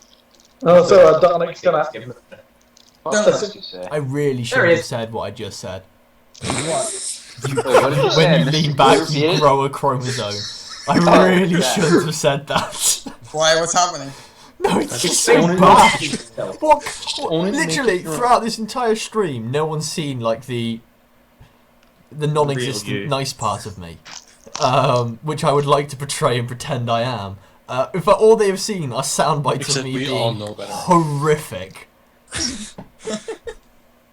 they basically, we have about 30 hours of me chain smoking. I am basically your granddad ranting about the immigrants. It's 30 hours of me chain smoking, making highly inappropriate comments about people's mental disorders, ethnicities, and beliefs. Well, I still maintain I won the pre-game sessions. Yeah, but the thing is that you did that in the pre-game. I've done this on air. I mean, you've also sort of edited the picture I have currently. Yeah, but people didn't know that, Ronan, until you continually just fucking did. said You said it. that before this came up. This is in relation to things that have happened before. To be fair, though, it's fine because it's your kidneys that aren't working. Yeah, it's fine. Kyle's back if you want to try Adam again. Tell Kyle. Well, getting it out on the air, I'm gonna have to say, Shaun, I have a potato every Tuesday to put in memory of your people. Oh, I thought you were saying you're having a potato to remind yourself what other Shaun looks like. Yeah, I don't know. I actually just realised the last 3 or 4 Tuesdays in a row, I've had a potato every Tuesday, and I'm just like, huh. To Shaun. I think it's because of the Irish people. It just, makes me think about potatoes. I think I am racist against Irish people. We all are. We're English. You were genetically racist against. Oh yeah, you inferior came over and cultural stole all our scum. wheat and left us to starve. And now you're trying to. And do you know what? And do you know what? The world lost nothing. I remember a really good thing. I remember You say that, but then we went to England. You did. In fact, all we did was cut down the number of terrorists attacking us. It was a preemptive strike. Kyle's still getting the sea wash in the background. I can't even see him on the fucking Skype. Yeah, I know. I'm confused as well. Don't worry, I'm with you in this. No, I thought you said he was still getting the beach. Oh yeah, He's said probably running the test program to try to figure out what's going on. I don't even think this is Skype's fault right now. But we'll blame them anyway. Always Skype's fault. Are there any political or ethnic groups I've not yet offended? want to I don't offend really bomb, so I can't offend. Americans are Muslims. going to vote Trump in, and it's going to be hilarious. They're not going to vote. They're not going to vote on No, Columbus. it's going to be that. It's going to be that. Sure, she's not voting for Hillary. That protest vote, and then the US dollar is going to tank, and then they're going to, And How Iran about will those build nuclear Welsies? weapons. The Welsh traitors, don't even talk about them. The Welsh, just the Welsh in general, are a people who are so deplorable. There are not words to describe how much I loathe just the Welsh. It's like anyone that lives in the Midwest. I would just like to point out a fact I remember the other day about the Irish famine. That when the Ottoman Sultan went to donate £10,000 to the victims of the Irish potato famine, they were told to only donate £1,000 because otherwise he would have donated more than Queen Victoria, who only donated £2,000. We stopped people donating as much so not to show us up for giving relatively little. You wonder why we hate you. We don't wonder. We don't wonder at all. We know exactly why. We just want you to go. We want you to do it quietly. Well, there's your problem. But the problem I've got is that you bomb the wrong people nowadays. You bomb your own people. No, we don't bomb our own people. We bomb the other of ourselves. Yeah, just like we're split. We people. want you to be independent, so we will bomb you. To be fair, that is like we want you to be free, so we'll kill everybody. I mean, I suppose, the Middle East is technically free now because there's no one fucking in it. They've either been killed or they've fled. Yay. Or both. And if Scotland leaves the UK, ooh.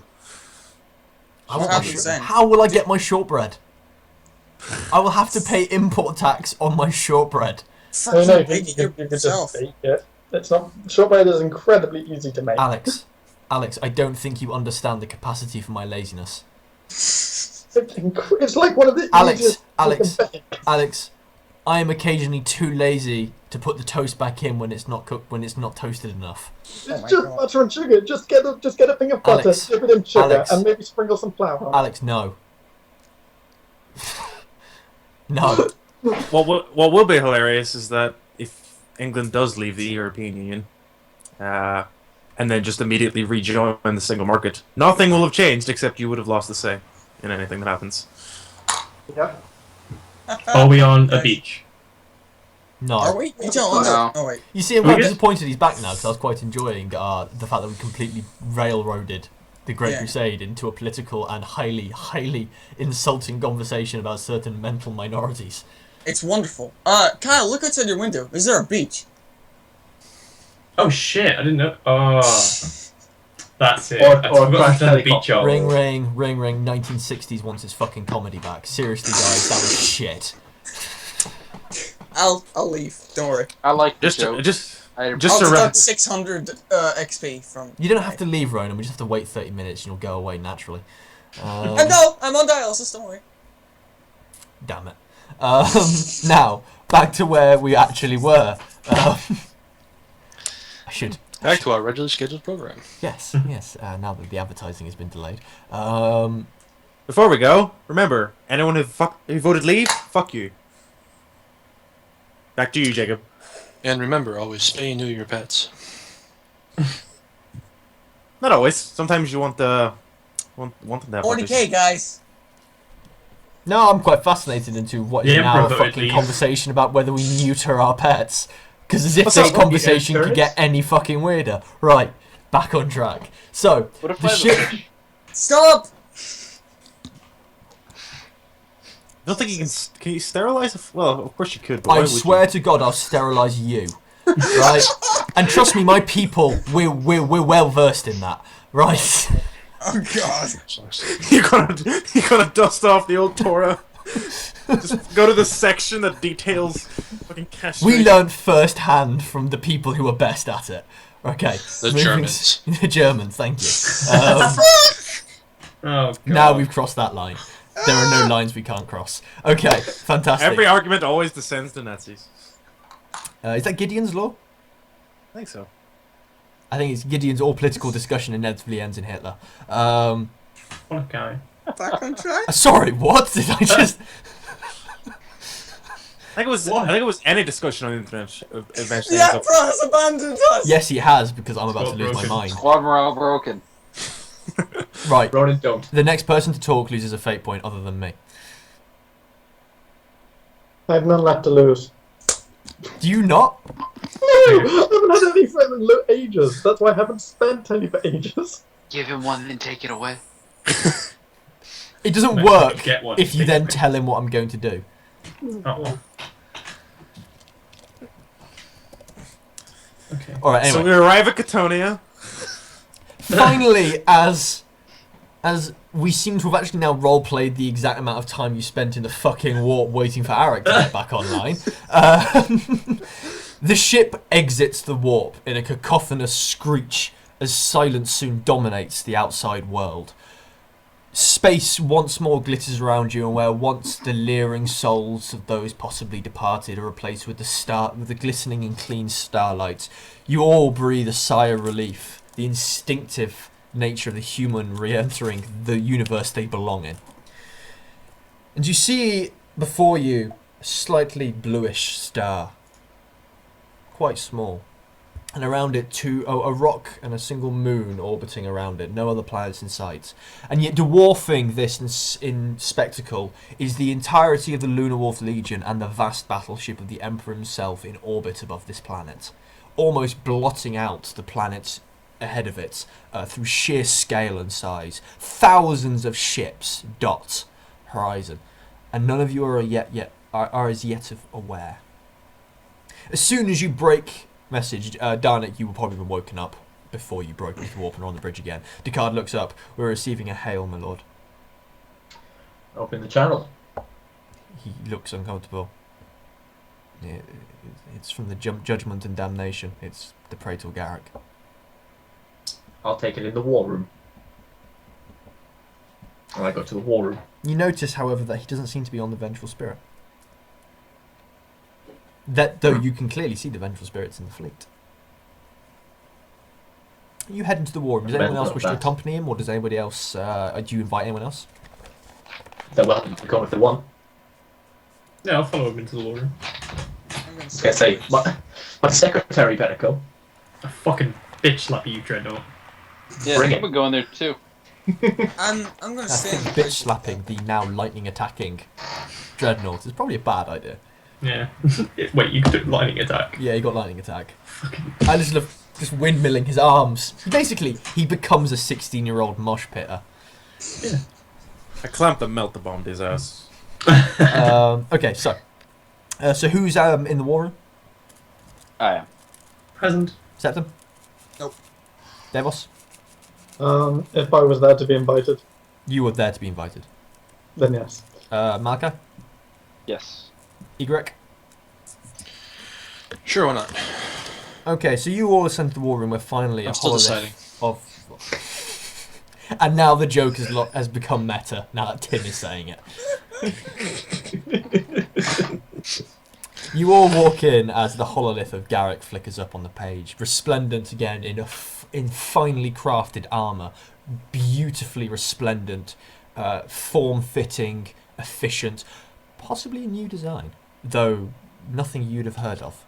Regardless, it looks far more effective than what you are currently wearing yourselves, apart from the Dreadnought.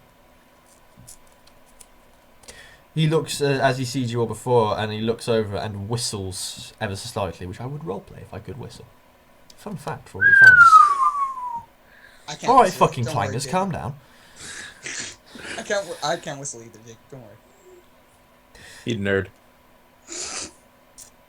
He whistles as he sees that and goes, my. I guess the rumours were true. I heard something about a dispute with Khan. Shame you didn't finish the job. We bloody had. I Just see you head up, inspire the same faith in your fellows as you always have, Darnik. They know their place. Pieces up and in a bucket. That's not fair. He smiles widely and goes, still, you survived, which is unfortunate, and I suppose a testament to your sheer bloody mindedness. When will you learn, Praetor? You'll not be rid of me for quite some time. Keep telling yourself that. Things are about to change. You had a message, Praetor? Well, I wish to just welcome my most celebrated company back into the fold. You're to make your way to the Vengeful Spirit at once. We're all heading there, every captain and their command squad. Roger that. And for be there in a once, moment. any hostility in his eyes or even cruel, in spite is gone. He just says, "We found him." You all know what he means at once. I immediately just 180 off the hololith platform, box into the bridge, have Descartes ready a Stormbird and say, we're going to the Vengeful Spirit now. You hear Descartes vox. You hear Descartes call back. Understood. Say get in flight control now. Captain Descartes, what's happening? Captain Descartes looks over. Shrugs. Alright. Okay. At that point, the Praetor, seeing Darnik leave, cuts the hololith.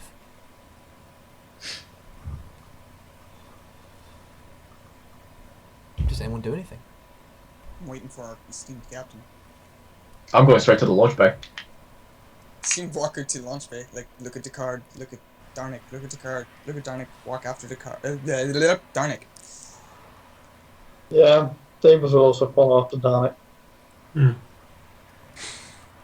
Okay. Does everyone fall after Darnik? See, to the launch bay. Yep. Yep, fall down to the launch bay. Okay. I see everyone just rushing out in hurry. And out of more boredom than curiosity, I follow. Okay, so you all make your way to the launch bay. Do you follow them, Septum? Yeah, I was after Darnik as soon as he walked out.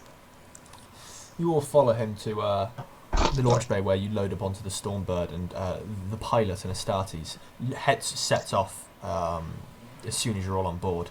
A spiral through the night where you start to join in the into the interspatial just ballet of ships, countless tens of thousands of transport craft going back and forth between vessels as the logistics of managing a fleet of this size form themselves into some sort of beautiful and graceful dance. Soon enough, you dock aboard the Vengeful Spirit, and once more you feel yourselves relax. You know, the capital ship of the Lunar Wars, the flagship, the strongest vessel, always brings about a feeling of calm amongst the soldiers. And you stride your way towards the bridge.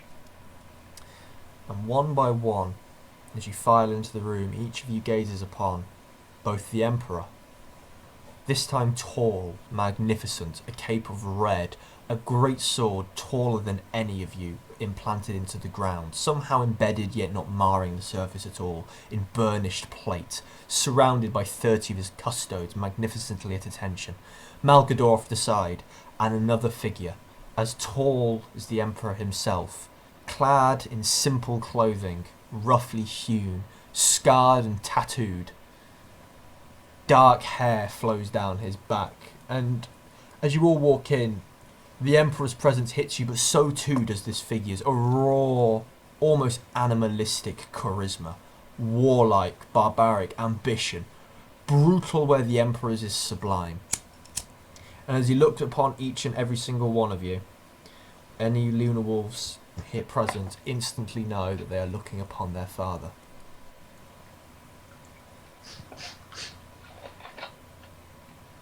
I stand there silently, just taking in the scene. Seeing you It's finally actually quite the arrive, scene. you see Garrick off to the left, stood next to the Emperor himself.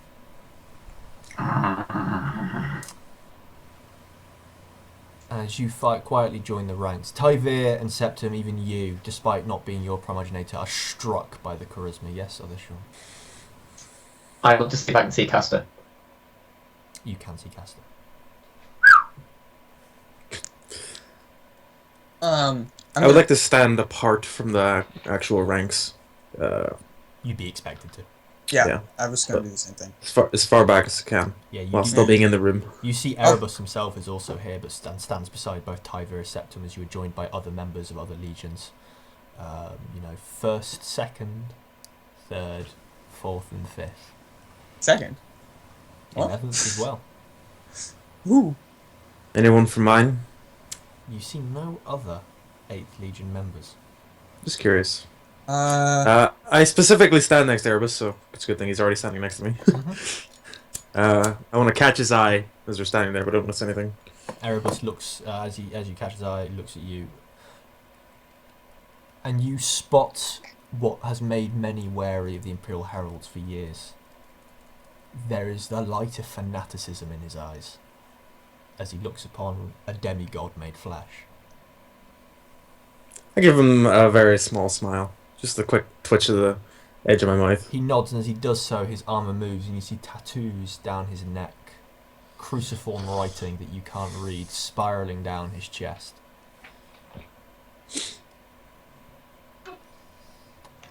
The Emperor, as you are the last to file in, the Emperor turns to each of you, turns to the assembled Lunar Wolves and goes, "Today we mark a momentous day." And again his voice echoes loudly throughout the chamber, and yet seems quiet, smooth, subtle, comforting. On this day we mark the finding of one we thought lost forever. Your gene father, Horus Lupercal. And we have found him upon a world, a rugged world, a barren world, one torn apart by war, and he has made it his own. And like his planet, which he tamed and brought to bear, he shall bring you to heal as well, and you shall serve him. And he steps back, and you see pride on his face, despite the blinding light cloaking his visage. And Horus steps forward, and again this raw charisma, the wolf-like charm, spreads amongst all of you, as he just throws his arm wide and smiles and go, "Sons, no need to be so formal with me." And as one, the Lunar Wolves start to roar as he acknowledges them. And you see him smile, not the smile of a lord looking upon his peers, but that of a father looking upon his sons. And none of you there can help but feel adoration for this figure stood before you. And as the roars calm down, he goes, "I am humbled.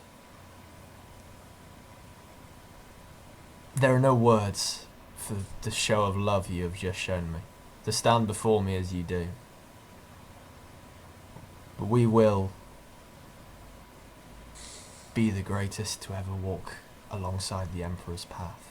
My father here, who has come to me on this darkest of days, when our world seemed desperately torn apart by violence we couldn't stop, which I brought to heal and brought and welded together, and even then knew that it was but a temporary fix. He brought salvation, and so I have accepted my father's demands. I will lead you. I will step forward as your Primarch, as your father, as your general. I will step forward as a master of war like none have ever seen.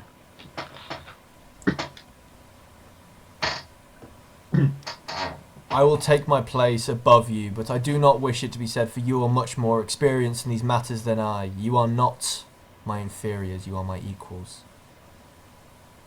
You are my children through and through, and as I look upon each and every single one of you, I see it in each of you, the spark of greatness, the heroism. And I am honoured that I am in command of such worthy warriors as you. As he does so, he kind of claps Garrick on the back. But as I said, enough of this formality. We are all equals here. Let us drink, let us feast, let us revel, and we shall accompany my father back to Terra, a myth upon my lands, but one I am aware that you know too well, so that I may embrace the glory from which we have emerged from, so that I may learn of the people and its culture, so that I may too understand this crusade and add world after world to the Imperium, so that we may save humanity from itself. And with that he bows deeply and goes,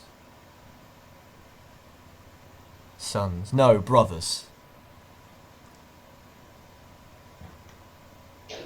Let's have a party." And you all, many of them start laughing as the words seem to come from such an august figure. And as he does so, servitors come out laden with barrels of mead, many of which you notice are marked with Daevos' symbol, his initials carved upon the side. Daevos, what have you done?